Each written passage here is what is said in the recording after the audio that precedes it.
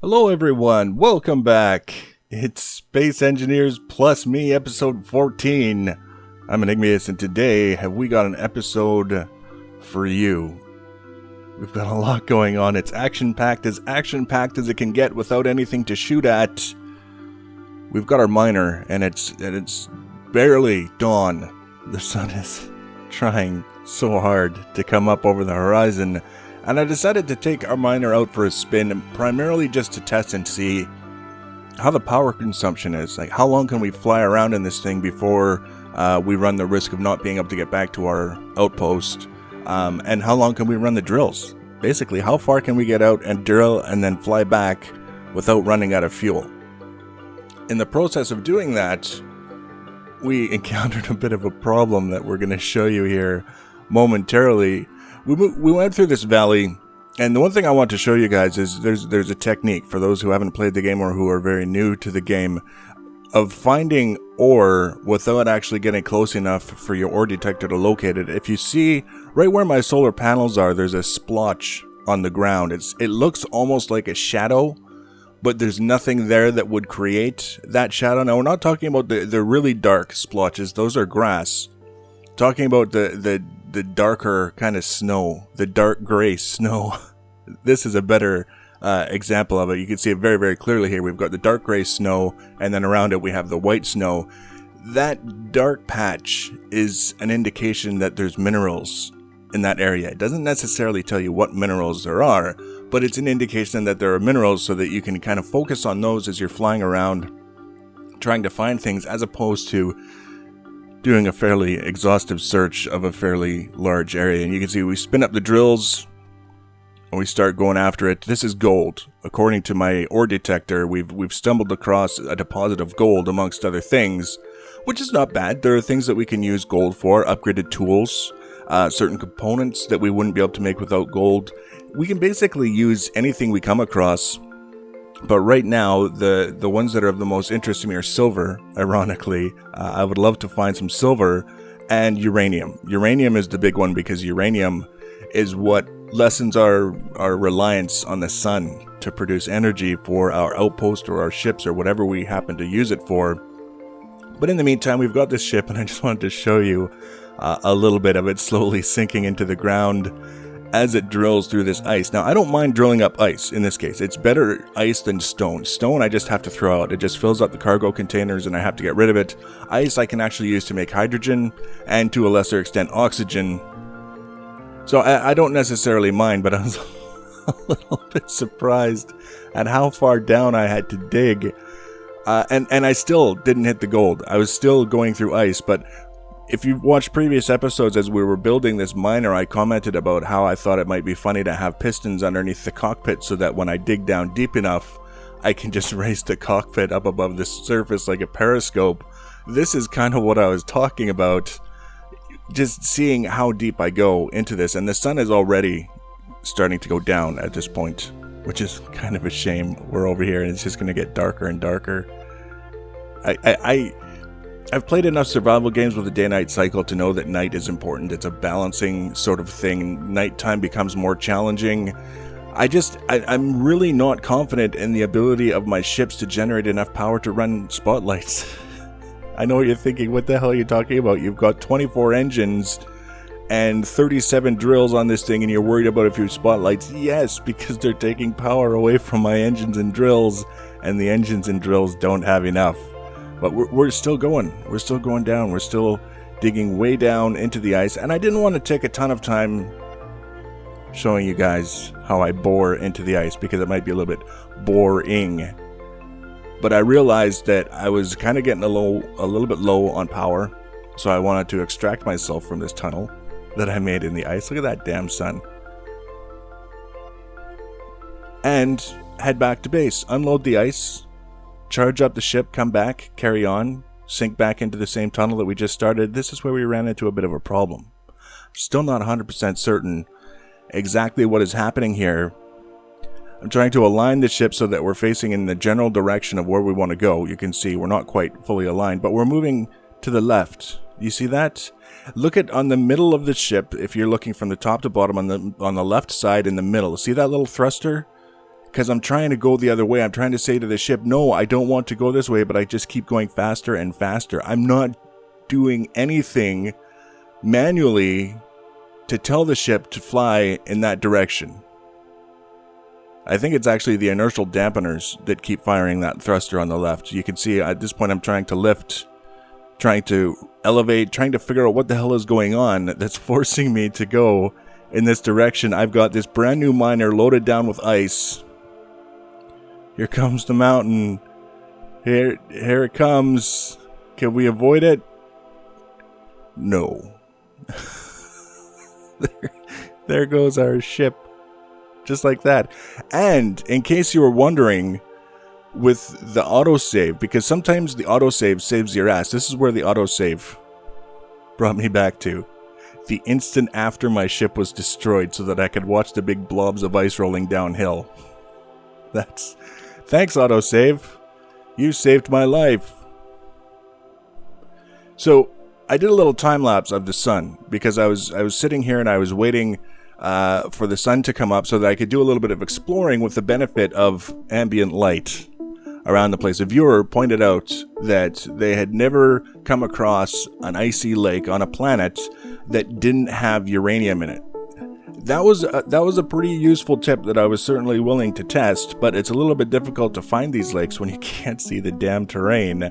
So rather than flying out in the miner in the dark trying to find an icy lake, I decided to just let the sun come up a little bit so that we can see the environment that we're in, and then we can get into the miner and actually have a chance of finding something before we run out of power, and maybe potentially extracting something that we can use.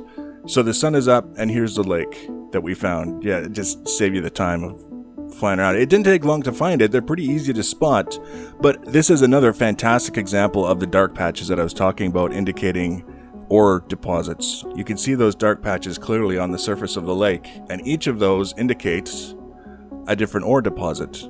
Now again, we still have to fly in close to get our ore detector to tell us exactly what's in those deposits, but in terms of being able to kind of zero in on specific locations to do our prospecting, very, very handy. Especially when we're talking about the surface of a lake, which could be really fun, actually, to fly back and forth across.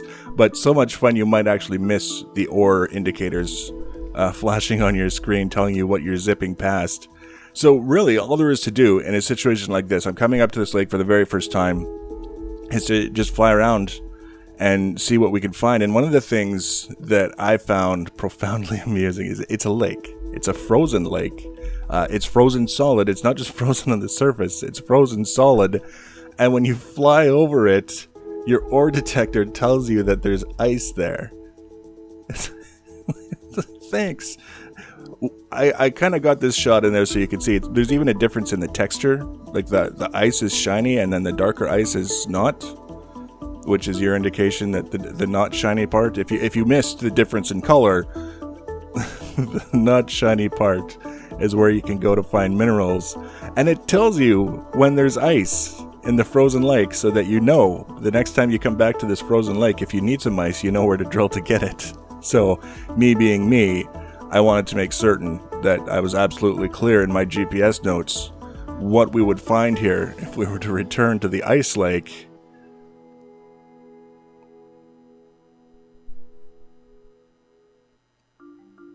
Now, one of the things I was pretty grateful for in this situation is that there's all kinds of different minerals. All these different deposits have 2 or 3 different kinds of minerals in them. There's gold, there's silicon, there's magnesium, there's cobalt. What else? I'm pretty sure I saw silver here somewhere. I want to say that I saw silver, but I haven't specifically gone back and mapped it out and kind of made the label for it and said this is where to find silver. If there's silver there, we're in business. The reason why I want silver primarily, the silliest of reasons, I want to build a med bay down on our shipyard platform where we built this miner so that the next ship we build, I don't have to jump back up to our outpost to recharge my hydrogen tanks in my suit so that I can keep using my jetpack. Here, I almost missed this deposit. You can see there's silicon, there's ice. We've got ice. Look at that. Uranium. Just like the tip. It's an ice lake and there's uranium that we almost missed. If I had missed that and gone around searching all over the place for uranium or for another lake to search, only to come back several hours later and find this, I would probably be quite sad. So being that we're on this ice lake and we've just found this wonderful deposit, we should have to label it accordingly. The silver, in addition to allowing us to build a med bay so that we can charge our suits hydrogen for our jetpacks down on our construction platform, is also something that's used to make hydrogen tanks so that I have a mobile supply of hydrogen that I can carry around with me to recharge our jetpack. You can recharge your jetpack from 0 to 100% like 4 or 5 times with one hydrogen tank. So it was definitely something that I was interested in. Silver, it's one of those things that's a small step, but it's a very significant step. Like finding this lake with the uranium, it didn't take long once we had a ship that we wanted to fly over there. It's not going to take long to get to the uranium or extract it, but it's a very significant find in terms of our ability to progress and move up the progression chain. So at this point, I'm just wanting to dig as far as we can dig before I realize that we're almost out of power in the miner again. One of the things that I discovered with this miner is that it takes a very long time to charge, even when it's docked to the station. So when we run the batteries really low, I added 16 more batteries. By the way, that's kind of an important detail. I added 16, so we've got 24 batteries on the ship now, which gives us 30 to 40 minutes of flight time, depending on how much thrusters we're using to stay aloft. Like if we're trying to elevate, if we're constantly trying to lift, that uses up energy quite a lot. But if we're just letting the inertial dampeners keep us at a certain level and flying in various different directions along that plane, it's really not bad. So we've got that spot, and we've got a ship with some ice that we picked up, making that little divot in the lake, the super ice.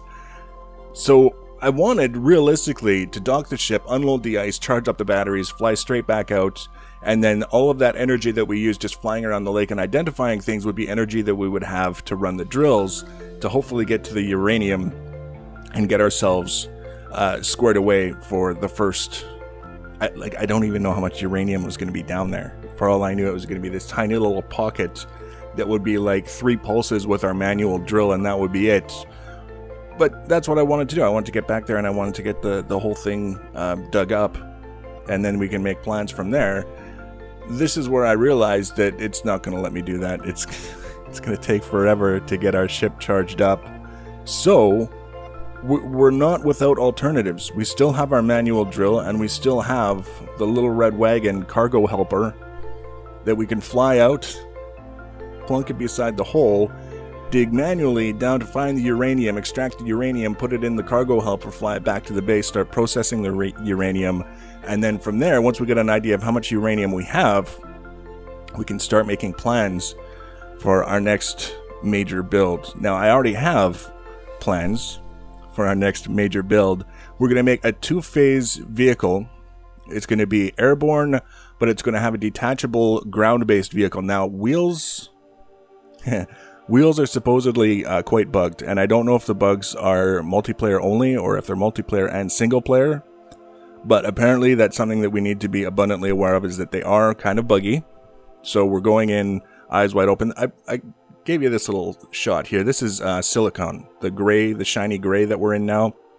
Not that it's hugely important, but it was something that we passed through on our way down to the uranium, so I decided I might as well give you guys a little snippet of that. And then here, this is the final few strokes before we reveal the mother lode, the one ore to rule them all.